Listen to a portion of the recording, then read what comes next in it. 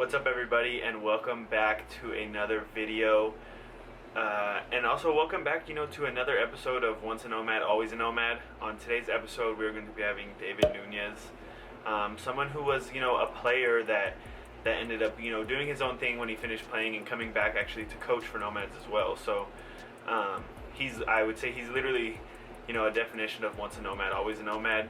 And the fact that even though he's not with us anymore, that he's still willing to jump on and do an episode, which I think is really awesome of him. So let's go ahead and get right into it. What's up, guys, and welcome back to another video.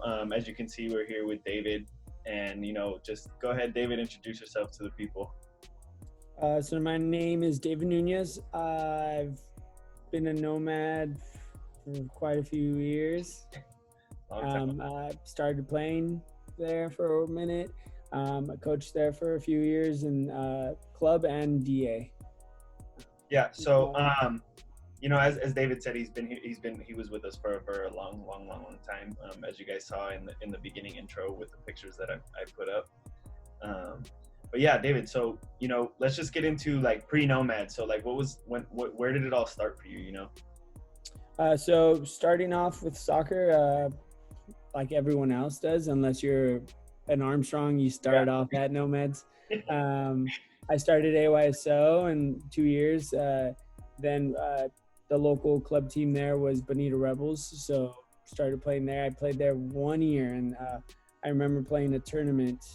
And in that tournament, we got knocked out by a Nomads team, which I was playing up in age, so I played up a year older against a Nomads team where I want to say it was Howie was the coach.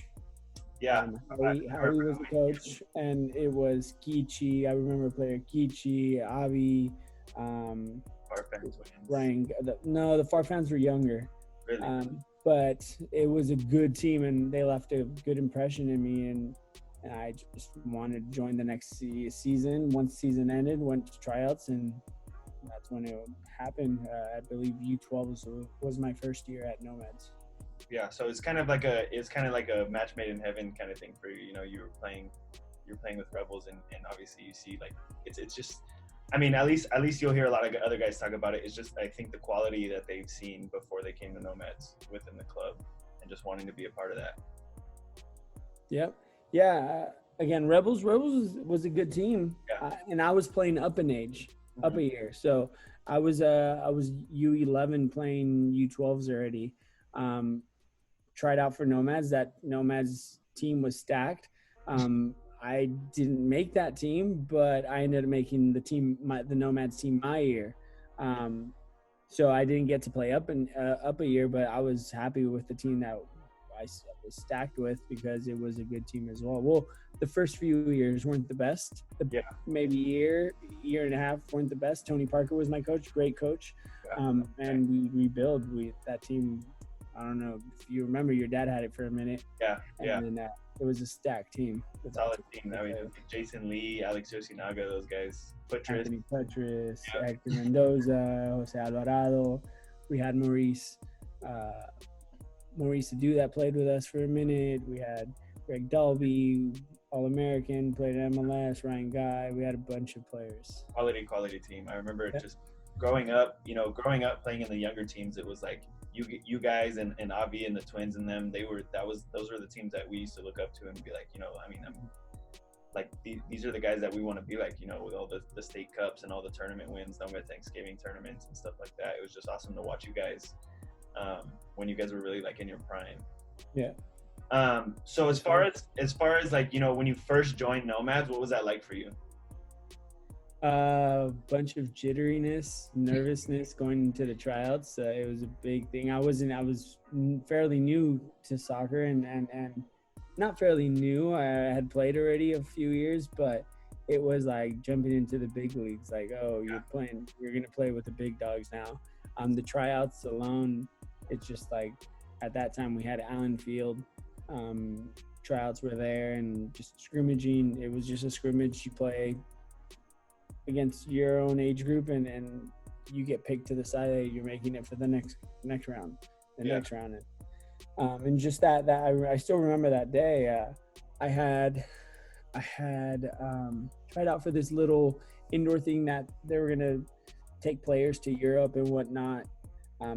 It's one of those things that back in the day was just someone making money, but I didn't know best. And then I go to the Nomads tryouts, and at that time it was John Madkin's dad who was helping with the team, and he's like, "Hey, coach says he wants you." And we're like, we're about to leave. We're going to send him to Europe. He's like, "No, we want you now." I was like, all right, I'm not going to lose this opportunity to play for Nomad. So I didn't go to that little tournament. I don't even know what it was. It was just because I wanted to play for Nomad. So it was everything I wanted. Yeah, that's awesome. And this can go as, I mean, even as a player and as a coach. This next question is, just what was your experience like throughout the entire duration you were there, from beginning to end? It was a strong bond. I mean, I think what I liked the most, and maybe as a player, it was just a strong bond we all had as players and as teammates. We were a family. I think the biggest thing we had that was like, whoa, this is a family, was when a player or two last season, the U19 year, Jose Alvarado, who was on the team with me since U12s, ended up leaving to Hotspurs for that last season, and like we cried. Like it was, I don't know, it was crazy. It was like, dude, you're leaving Nomads, you're leaving it. Like I didn't want to leave, Hector didn't want to leave. Like we cried because it was like a family. And it was the same thing with every other teammate we had. We grew, and we were chemistry. We saw each other from 13s on to 19s, not having girlfriends, liking just soccer, to like liking girls. And it was just crazy. It was a family.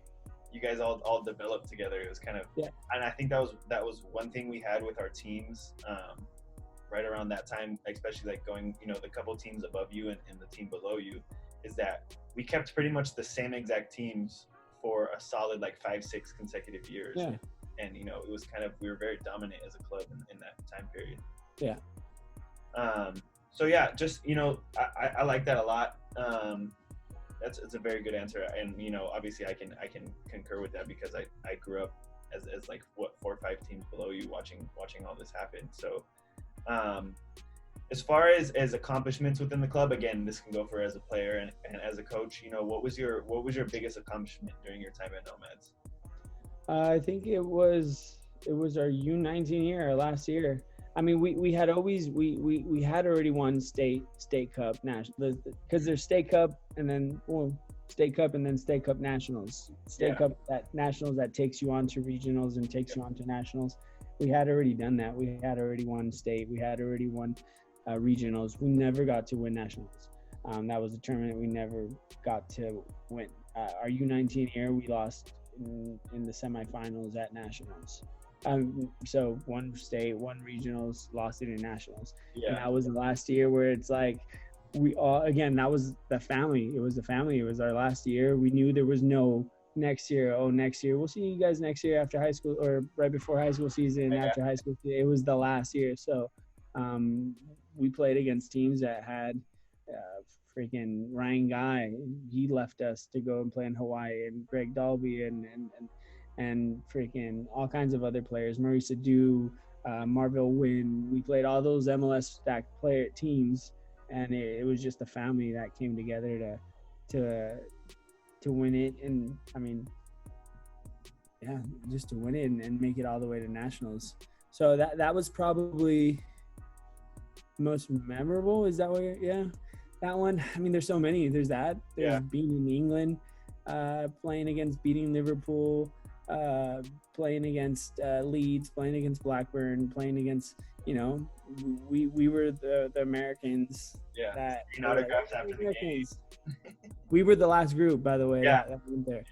I don't know why, but we were the last group. That was memorable. There's just too many. There was Nike Cup, being the first team to get the T90s. None of the other players, none of the other teams got the T90s, and we were the team that got the T90s with the new Zoom Air pocketing it. playing the women's national team, playing Mia Hamm, we constantly played them. It was our team that would always be playing Mia Hamm, freaking all those teams, and out of all the Nomads team, it was us that would always get the games against them because they enjoyed playing us. We were a little team, but we stacked up, on the field. Yeah, definitely. So there's quite a few memories. Yeah. So a thing I'm doing here is, I've been asking people their favorite memory with the club. And as again, this can go for coaching or playing, but one thing I've been doing is also saying my favorite memory with this person, the person that I have on the show. So I would honestly say, my favorite memory, of us, definitely, if I don't think it really has anything to do with soccer, but just definitely, I mean, I know you can probably agree with this, the bond that both my parents and your parents have built over time, and just, spending days at your house, going in the pool, playing FIFA, doing things like that. I think it was really cool to, like, once, obviously now we're both adults. So I think we've built a pretty cool friendship over time, like, and just that little bond between our families has always been cool to me. Our brothers are the same age. Yeah. And then, like, Isaac was always picking on me when I was younger. So yeah, that was a fun little time. So yeah, your dad was coaching us, and you were the little kid on the field, like, hopefully when I have my kid, he's on the field just like you were, and all the other kids. When your dad was coaching, don't kick him, even though sometimes he would try and kick a ball at you from behind. Yeah. And just to touch on that, I just want to say my congrats to you on your upcoming baby boy. Thank you. You guys the best. I hope he's healthy. I know he's going to be a great soccer player when he comes. I hope so. I hope he likes soccer. So I'll cry. That's the one thing that I'll cry about if he doesn't. Yeah. So yeah, that's as far as my favorite memory with you. That's definitely it. So if we can go ahead and get into your favorite memory with the club. Yeah. No, like I said, there's too many. I think the one memory is just one. I wouldn't be able to pick one. I think I'd say if I had to pick one, I'd say being in England for 3 weeks. Yeah. Without our parents, playing against, like I said, Liverpool and beating them, and playing Blackburn, playing Leeds. We played a few other good teams. Showing up just the first day and seeing Portsmouth, and we're like, those big guys are the ones we're gonna play against, and beating them 2-1. So that's probably the one memory that if I had to pick one, that's the one that I'd pick with. I'd stay with. Yeah, that's awesome. I can't imagine. Obviously, like you said, your team was the only team to kind of do those kind of things. And so, coming up, you're always like, dang, like, I wonder when our trip's gonna be to England. And it was just like, oh no trip to England. Like, all right, sounds good. I think it was like a yearly tradition, and I think we kind of ruined it for everyone. Not with the results, but outside of the field. Yeah. It's what everybody says on every episode. Everyone has their little stories that we can keep to ourselves, so. Okay. So next question, and this is just a great one for me, just because obviously, Derek's my grandpa, and just to see how many different perspectives people have with him, and the things that they remember the most with him, you know what I mean? So, with that being said, the question is, what is your favorite memory with Derek? First, I love Derek to death. I've known him obviously since I've been 12, and always being at our games, especially when we were one of the top teams. He always would come and check up on us. How's this team doing? How are my players doing? My favorite thing the most memorable memory of him would probably be the U19 year. We are in the semifinals playing against Hotspurs, and we're playing against Hotspurs, and we're playing in San Bernardino Blast Complex. And I remember that day that Hotspurs is where Jose Alvarado from our team, we had already cried it out. We were always talking smack, we're going to beat you guys, And I actually gave him a ride to that game, and we were just talking like, oh, Derek's going to be there, cool, blah, blah, blah. And that team, by the way, stacked. Marvell Wynn, Maurice Adu, Memo, who played for Galaxy, Memo Gonzalez. There was Trini, who also played, I think, at UCLA. That team was stacked. And right before the game started, we're in our huddle. We're about to giving our little prayer. We're about to have a little chant. Derek walks up, and he's like, "Guys, it was a good run. It was a good run. This team's." He looks over. He's just like, "This team's just too good." It was good. I was happy. We made it to the semifinals. I didn't expect you guys to get here, blah, blah. And then he's just like, "I'm proud of you guys." And he walks away, and we're just like, what the? He just told us we're going to lose?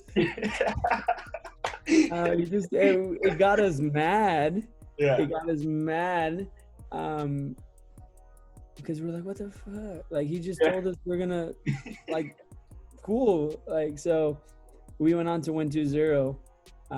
Maybe even 3-0, and it was a stacked team we played against. But I think now I laugh at it. I'm like, freaking Derek, he's out there reverse psychology.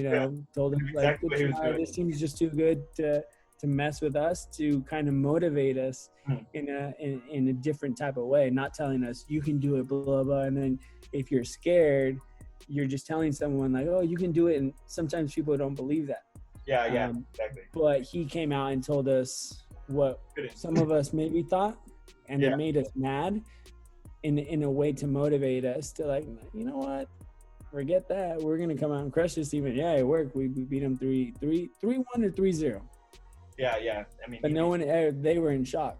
Hotspurs were in shock because that was the team that was beating everyone 4-0, 3-0. And we came out and whooped on them. So I think that's the most memorable one because he always had a way to talk to players and be straightforward, and at the same time motivate you and get you going to win some championships. Exactly, and in like all the previous episodes, it's definitely something that you hear, that Derek has his way with each and every player, and he knows how to build a personal connection with them and knows how to get them going. He knows everybody's not the same, and he just has that great ability to work with everybody. Yeah. So obviously that's hilarious. I mean, obviously, like you said, we've both known Derek for so long, like so long. So and especially coming over as a coach, you see even more how he thinks and how he works. As a player, you're not so much because you're focused on playing the game. Yeah. But when you're coaching alongside him, he is the definition of in your ear. So the thing is, and I get it. He's a perfectionist. He wants everything done the right way. So if he sees something that and he sees stuff that not every coach sees. I know I'm watching one thing and he sees something else that's about to happen. Sometimes you learn by mistakes, and you want to let those mistakes happen to learn your way. But he doesn't want those mistakes to happen, and he just wants it. So he's a perfectionist, he's in there, hey, you're doing this. Oh, let me see, let me do it, but that's him. He wants everything done the right way. And that's why he's won so many championships. And that's why he is, and everyone in the United States respects him. Yeah, exactly. So obviously, that's great, definitely. So we're going to go ahead and get into the last question here. And this is another enjoyable one for me, just to see people's perspectives on this. So last question. What does Nomads mean to you?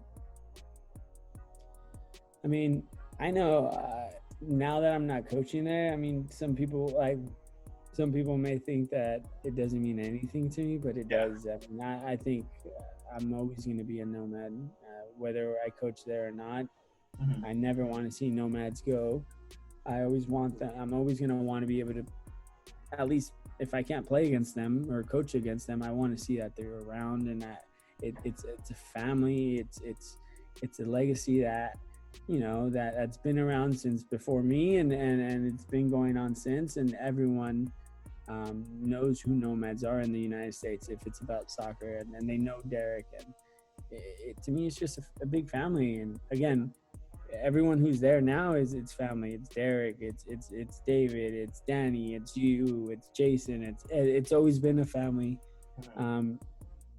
kind of atmosphere, and everyone who joins it ends up becoming a family with someone else that's in the team, that someone else that was coaching. Again, your pops who coached me is a good friend of mine, and you're a good friend of mine, and Manny's a good friend of my parents. They, like you said, it's just you build some sort of family chemistry with everyone that's been there, and you just remember all the good things.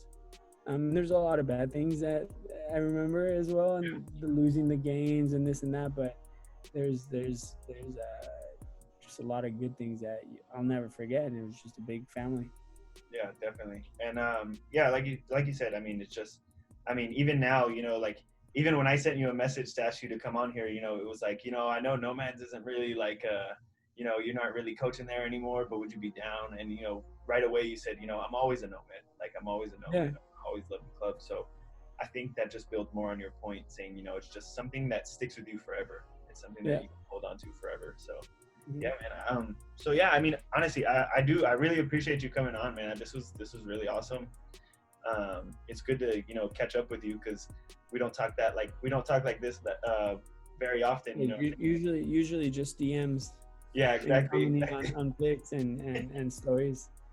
Yeah, you know, just talking about Madrid or Man United, something like that. Yeah. I mean, so just cool things, man. Yeah. So again, just, you know, congratulations on your baby boy. Wishing you guys all the best. Also wishing you the best, you know, in your coaching career. It's just, you know, always wishing you the best, man, because like I said, you know, we've become good friends. So you just want to see everybody succeed, you know, everybody that comes through Nomads. And you know, I would say that, you know, I'm just proud to call you my friend, and just seeing what you're doing now, you know, it's good stuff, man. So thank you. Yeah. Thank you. No, again, whenever you want me on your podcast, hit me up. I'll come on it. Sounds good. We can talk soccer. We can talk Madrid. Yeah. Well, maybe we'll get you. By the way, I wore this one because it's the Madrid David Beckham jersey. It's not a David Beckham, but it's the one you wore. That season. I was like, all right, I guess we could use the Ronaldo one too. You know, I still got the Vodafone long sleeve Ronaldo, so we could always use that one. Yeah, but so you know, that's gonna wrap it up for today's episode, guys. Thank you so much, David. Thank you for coming on again. Thank you for having me. Love having you, man. So yeah, I'll go ahead and like and subscribe. I will see you guys on the next video. Thank you guys so much for watching. Please come back for our next episode of Once a Nomad, Always a Nomad. And just to make sure that you do, go ahead, like, subscribe, and I will definitely see you guys next time.